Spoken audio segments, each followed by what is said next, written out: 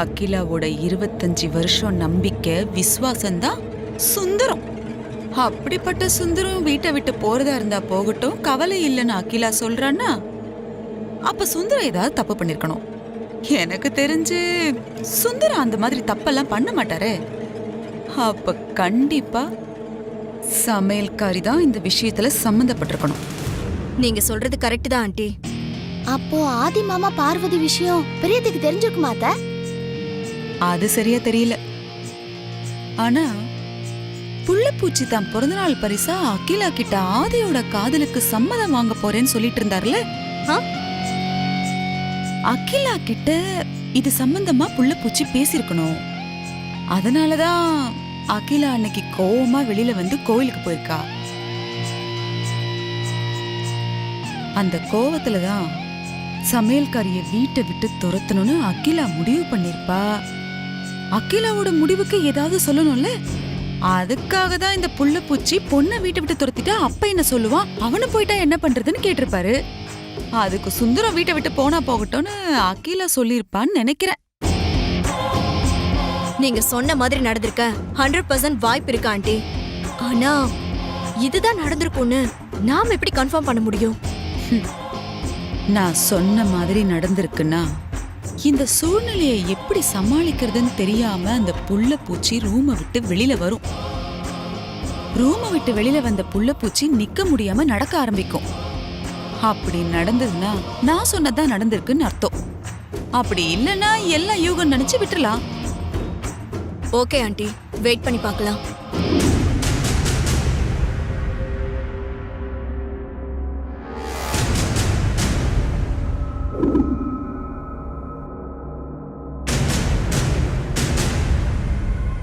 நீங்க சொன்ன மாதிரி பெரிய மாமா இன்னும் வரலையே அத்த? நீங்க சொன்னதெல்லாம் ஒருவேளை கெஸ் தான் போல இருக்கு ஆண்டி.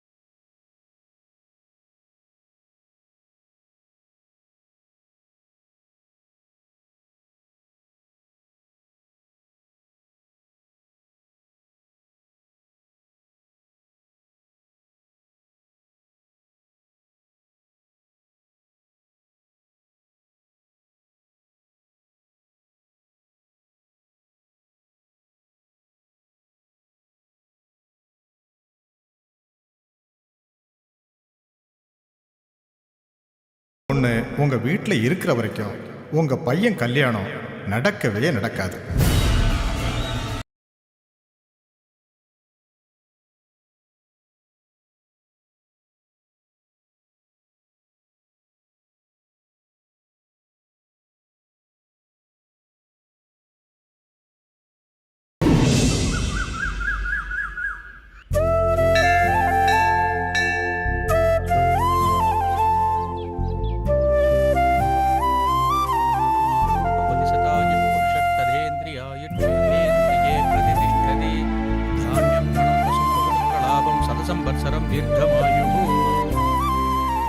அர்ச்சனை யார் பேருக்குமா? சாமி பேருக்கு. அப்படியே பண்ணிடுறேன். ஓம் தேவே நமஹ, ஓம் துர்காயே நமஹ, ஓம் திரிபுவனேஸ்வரியே நமஹ, ஓம் யசோதா.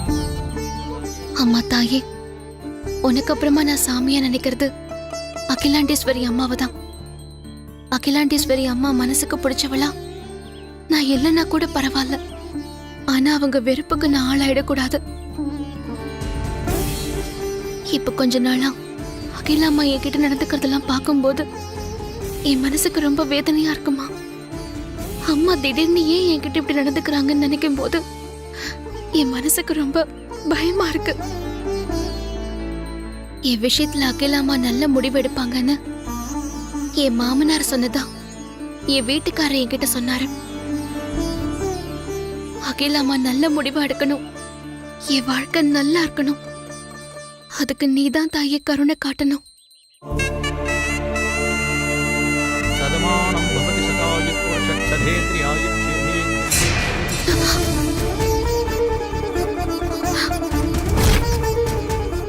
தொட்டு கும்பிடும் போது தீபம் அணையிறது அபசகுணமாச்சே. என்ன நடக்க போதுன்னு தெரியலையே. கவலைப்படாதம்மா, காத்துல அணைஞ்சிருக்கும்மா. கொஞ்சம் இரு, ஆரத்தி எடுத்துட்டு வரேன்.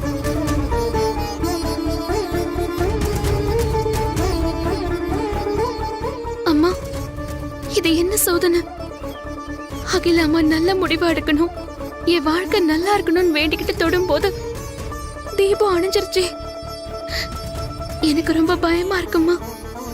என்னை கைவிட்டுறாத.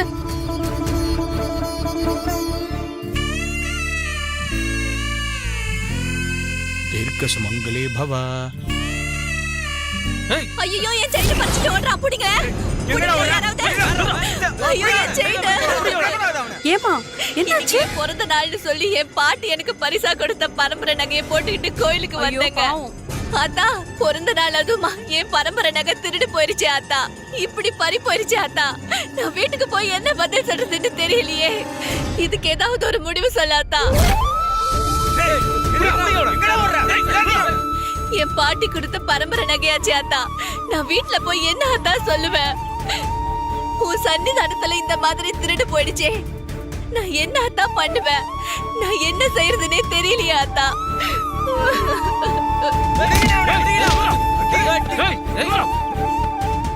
அழாதம்மா, திருடனை புடிச்சிருவாங்க. ஆத்தா உன் நகைய திரும்ப கண்டிப்பா கொடுப்பா.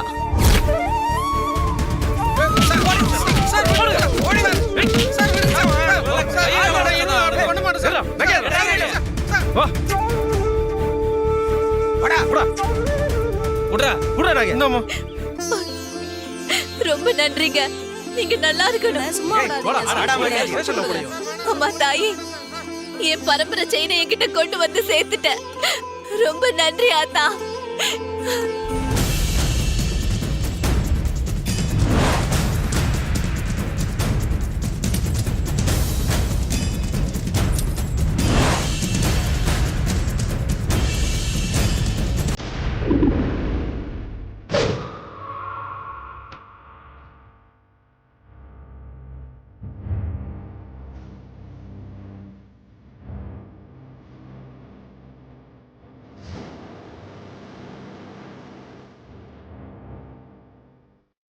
எதுக்கு இப்ப நகையெல்லாம் எடுத்து வச்சு கொடை விரிச்சிருக்கா? இப்ப என்ன புது பாம்பு போட போறான்னு தெரியலையே. அக்கா, எதுக்கு இவ்வளவு நகை இங்க வச்சிருக்கீங்க? மித்ரா கொடுக்கறதுக்கா? இல்ல,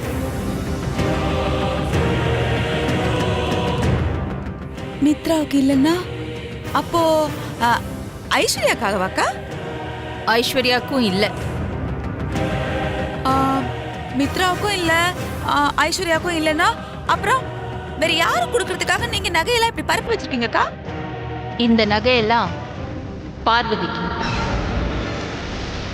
பார்வதிக்கா?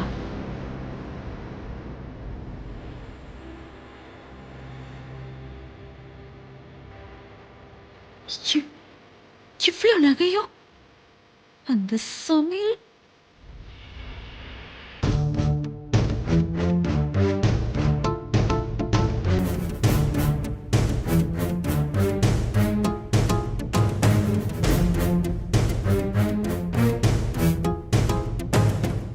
அம்மா, நீங்க வர சொன்னீங்கன்னு இளவரசன் வந்து சொன்னாரு. ஆமா, அள்ளிக்கிட்டு போ. ஆமா சுந்தரம்,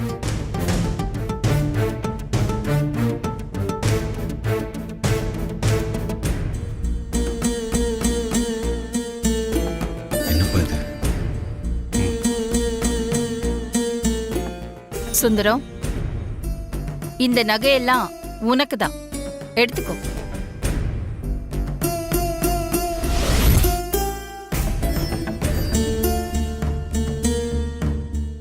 எனக்கு எதுக்குமா இப்ப இவ்வளவு நகை?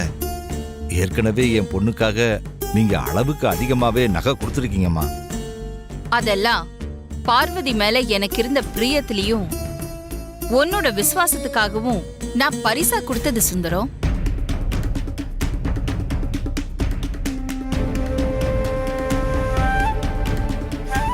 ஆனா இந்த நகையெல்லாம் நான் இப்போ உனக்கு பரிசா கொடுக்கல சுந்தரம். அரசாங்கம் தனது தேவைக்காக மக்கள் கிட்ட இருந்து நிலத்தை வாங்கிக்கிட்டு அதுக்கு ஈடா பணமோ இல்ல அதே அளவுக்கு நிலமோ கொடுக்குமே, அதே மாதிரி நான் இப்போ உனக்கு ஈடாதான் இந்த நகையெல்லாம் கொடுக்கறேன்.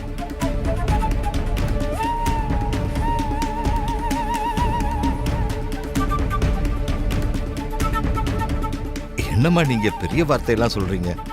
என்கிட்ட இருக்கிற எல்லாமே நீங்க கொடுத்தது தானம்மா. நீங்க இதை ஈடா கொடுத்து தான் இதையெல்லாம் என்கிட்ட கேட்கணும்னு அவசியம் இல்லம்மா. இதெல்லாம் எனக்கு எதுவுமே வேண்டாம்மா. இப்பவே போய் நான் எல்லா நகைகளையும் எடுத்துட்டு வந்துடுறேம்மா. சுந்தரம், கொடுத்ததை திருப்பி வாங்குற பழக்கம் ஆதிக்கடவுர் பரம்பரையில கிடையாதுன்னு உனக்கு நல்லாவே தெரியும். ஆனா இப்போ நான் அப்படி ஒரு சூழ்நிலைக்கு தள்ளப்பட்டிருக்கேன்.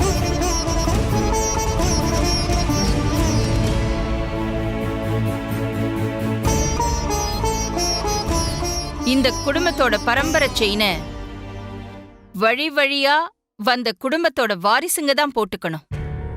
ஆனா அத நான் அன்னைக்கு ஏதோ உணர்ச்சி வசப்பட்டு பார்வதிக்கு போட்டு விட்டுட்டேன்.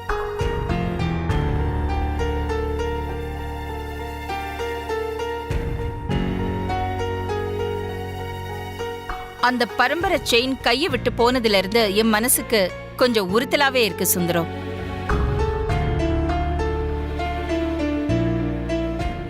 பார்வதி அந்த செயினை கழுத்துல போட்டுட்டு தானே இருக்கா? இல்லம்மா, பார்வதி கழுத்துல இப்ப அந்த செயின் இல்ல. இல்லையா? என்ன சொல்ற சுந்தரம்? அந்த செயின் என்னை விட்டு போயிடுமோன்னு பயமா இருக்காப்பான்னு பார்வதி என்கிட்ட சொன்னாம்மா. பார்வதி எதுக்காக அப்படி சொன்னா?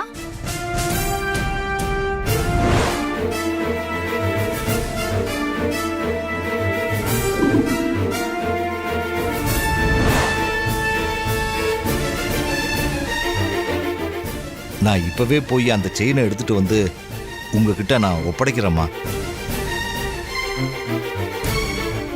நில்லு சுந்தரம்.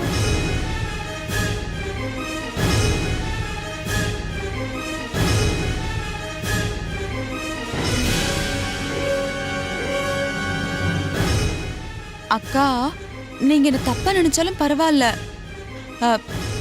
நம்ம குடும்ப சொத்து பரம்பரை செயின் நம்ம வீட்டை விட்டு போனது மனசுக்கு ரொம்ப கஷ்டம்தான். அதை நீங்க திருப்பி வாங்கிக்கணும்னு நினைச்சீங்க பாருங்க, அது நல்ல விஷயம்க்கா. ஆனா பாருங்க, இப்ப கொழுத்த ராவுகாலம். இந்த ராவுகாலத்திலயா நம்ம கைய விட்டு போன பரம்பரை செயின் திரும்ப வீட்டுக்கு வரணும்? ஒரு நல்ல நேரத்துல வந்தா நல்லா இருக்கும்ல. அதனாலதான் ஒரு 1.5 மணி நேரம் வெயிட் பண்ணா ராகுகாலம் முடிஞ்சு போயிடும். அதுக்கப்புறம் ஒரு நல்ல நேரம் பார்த்து ஒரு 1/2 மணி நேரம் கழிச்சு சுந்தரம் போய் செயினை கொண்டு வரட்டும்.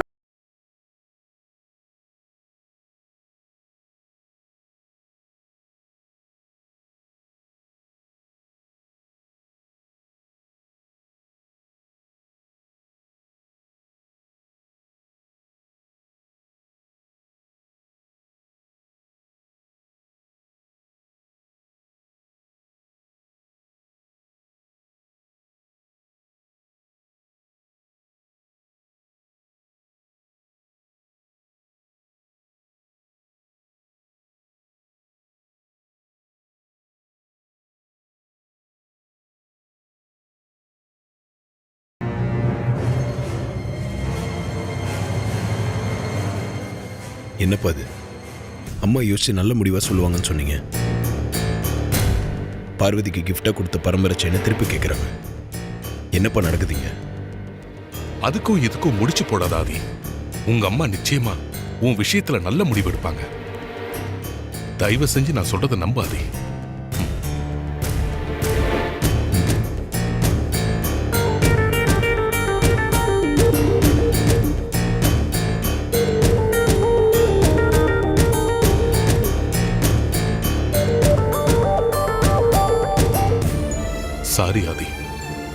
குருஜி விஷயத்த நான் உங்ககிட்ட சொல்லாம மறைச்சிட்டேன். உங்க அம்மா குருஜி சொல்றதை கேட்டுக்கிட்டு தான் இப்படிலாம் பண்ணிக்கிட்டு இருக்காங்க. நானும் முடிஞ்ச வரைக்கும் உனக்காக போராடிக்கிட்டு தான் இருக்கேன்.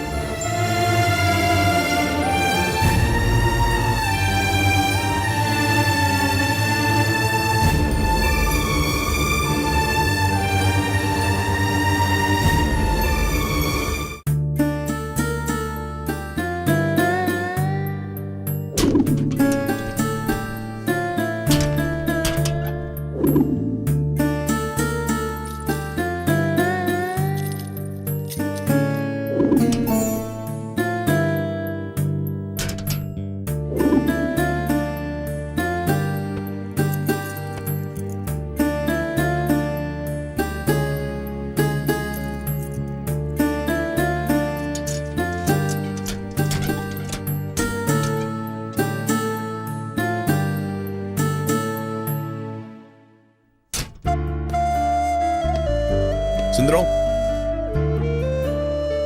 சுந்தரம்,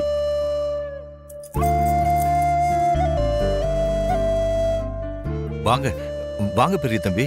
அம்மா பரம்பரை செயினை இப்பவே கொண்டு வர சொன்னாங்களா? அதெல்லாம் ஒன்றும் இல்லை. நீங்கள் எனக்கு ஒரு உதவி பண்ணுமே. என்ன பெரிய தம்பி சொல்றீங்க? நான் உங்களுக்கு என்ன உதவி பண்ண முடியும்? நீங்கள் மனசு வச்சா முடியும் சுந்தரம். அம்மா உங்ககிட்ட பரம்பரை செயினை திரும்ப கேட்ட விஷயம் பார்வதிக்கு தெரிய வேண்டாம். அம்மா அந்த செயினை பார்வதி கழுத்தில் போட்டு விடும்போது பார்வதி ரொம்ப சந்தோஷப்பட்டா. அம்மாவே அந்த செயினை திரும்ப கேட்டாங்கன்னு தெரிஞ்சா பார்வதி மனசு ரொம்ப வேதனைப்படும். அதான் இது பார்வதிக்கு தெரிய வேண்டாம்னு சொல்றேன். நான் சொல்லலைனாலும் அம்மா கிட்ட செயினை கொண்டு வந்து கொடுக்கும்போது பார்வதி அங்கேதானே இருப்பா. அப்ப அவளுக்கு தெரிஞ்சிருமே. நீங்க அம்மா கிட்ட செயினை கொண்டு வந்து கொடுக்கும்போது பார்வதி அங்க இல்லாத மாதிரி நான் பாத்துக்கிறேன். நான் சொன்னதை மறந்துடாதீங்க. செயின் விஷயம் பார்வதிக்கு தெரிய வேண்டாம்.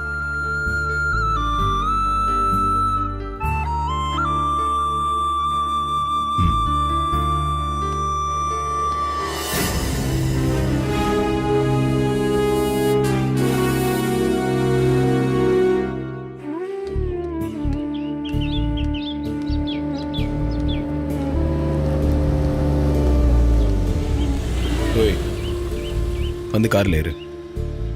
இல்ல மாமா, நீங்க போங்க, நான் நடந்தே வீட்டுக்கு போறேன். நான் உன்னை டிராப் பண்ணிட்டு போறேன்னு சொல்றேன். வா.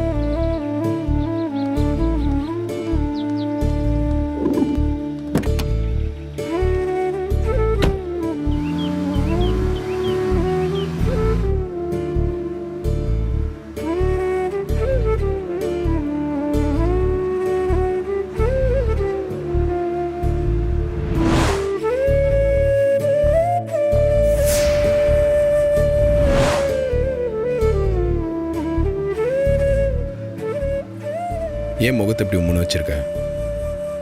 என் மேல கோவமா? அதெல்லாம் ஒண்ணும் இல்ல மாமா. உங்க மேல என்னால எப்படி கோவப்பட முடியும்? இல்லையே, உன் முகத்துல வருத்தம் தெரியுது. அதுக்கு என்ன காரணம்?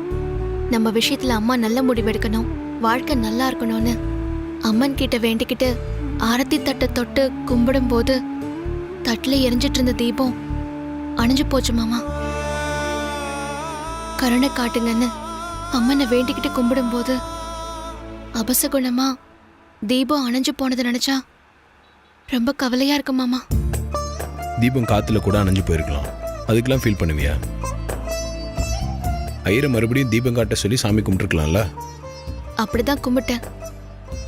இருந்தாலும் என் மனசுக்குள்ள ஏதோ தப்பு நடக்க போற மாதிரி தோணுது மாமா.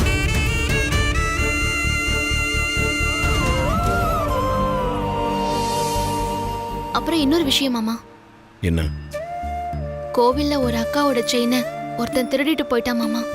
அப்ப அந்த அக்கா அது அவங்க பாட்டி கொடுத்த பரம்பரை செயின் பறி போயிடுச்சேன்னு சொல்லி அழுதுட்டு இருந்தாங்க. என் மனசுக்கு ரொம்ப கஷ்டமா இருந்தது. அது என்னமோ தெரியல, நீங்க அம்மா கிட்ட கொடுத்து அம்மா கையால எனக்கு போட்டு விட்ட பரம்பரை செயின் டக்குன்னு என் ஞாபகத்துக்கு வந்துச்சு. அந்த செயினுக்கு ஏதாவது ஆபத்து வந்துருமோன்னு பயமா இருக்கு மாமா. எந்த விஷயம் அவளுக்கு தெரியக்கூடாதுன்னு நினைக்கிறேனோ அது சம்பந்தமாவே பேசுறாளே.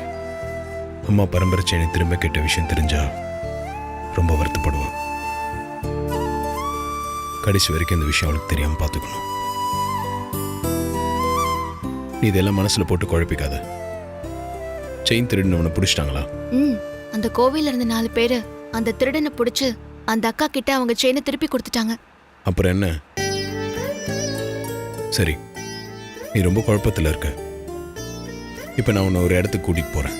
எனக்கு நிறைய வேலை இருக்கு, நீங்க வீட்டுக்கு போங்க. உனக்கு என்னைக்கு தான் வேலை இல்லாமல் இருந்திருக்கு? இன்னைக்கு நம்ம ஷாப்பிங் மால் போகிறோம். நான் முடிவு பண்ணிட்டேன். நீ பேசாம வா.